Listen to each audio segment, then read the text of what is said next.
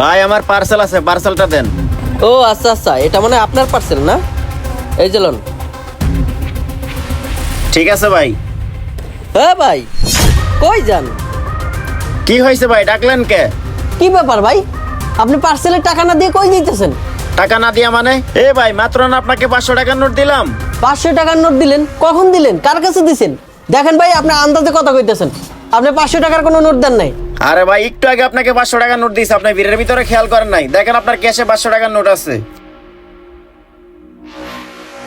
আরে ভাই, ক্যাশে তো হাজার হাজার 500 টাকার নোট। আপনি কোন সময় টাকা দিলেন? দেখেন ভাই, এরকম দামদামি বাদ দেন, টাকা দিয়ে যান।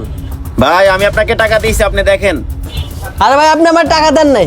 কি ব্যাপার ভাই, আপনারা ঝগড়া করতেছেন কে?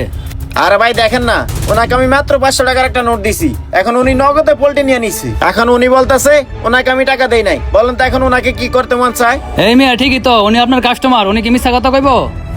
আর ভাই আমি সত্যি কথা কইতেছি, উনি টাকাটা দেয় নাই। আচ্ছা ভাই, আপনি যে টাকাটা ওনারা দিয়েছেন তার কি প্রমাণ আছে? আর ভাই আপনারা যে টাকাটা দেয় নাই তার কি প্রমাণ আছে? হ্যাঁ ভাই, আমি যে ওনার একটা 500 টাকার নোট দিছি, অবশ্যই প্রমাণ আছে। আমার 500 টাকার নোটের ভিতরে 3000 লেখা আছে। আপনার বিশ্বাস না হলে ওনাকে বের করতে বলুন, আমি দেখিয়ে দিচ্ছি। আচ্ছা ভাই ঠিক আছে, আপনি টাকা বের করেন, এখনই প্রমাণ হয়ে যাইব। আচ্ছা ঠিক আছে ভাই, আমি বের করতেছি। আন্দাজে আমার টাকা দিছি। এই যে লন, এই যে দেখেন টাকা, এখান থেকে খুঁজে বাড়ি করেন। হ্যাঁ হ্যাঁ বের করতেছি। 3000 লেখার 500 কই কই কই, এই যে পাইছি।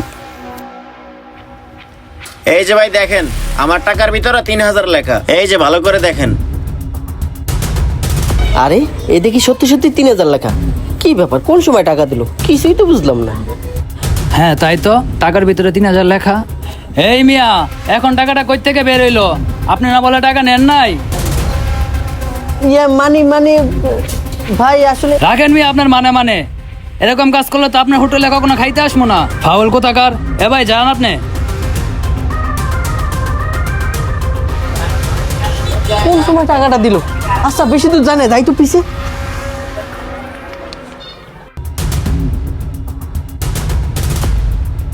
এ ভাই, হ্যাঁ ভাই দাঁড়ান। আচ্ছা ভাই, আপনি যে আমার টাকাটা দেন নাই সেটা আপনিও জানেন আমিও জানি।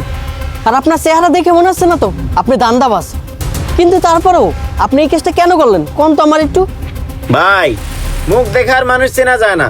এই যেমন আপনার চেহারা দেখে তো মনে হয় না আপনি যে এত বড় একটা ধান্দাবাজ। ভাই আপনি আমার এত বড় একটা কথা কইতে পারলেন, আমি আবার কি করলাম?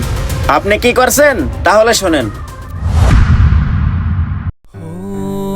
ভাই বিল কত আমার? ভাই বিল এদিকে না তো, বিল এইদিকে। আপনি মুরগির মাংস দিয়ে ভাত খাইছেন তো, আপনার বিল 150 টাকা হয়েছে। ও আচ্ছা ভাই দিতাছি।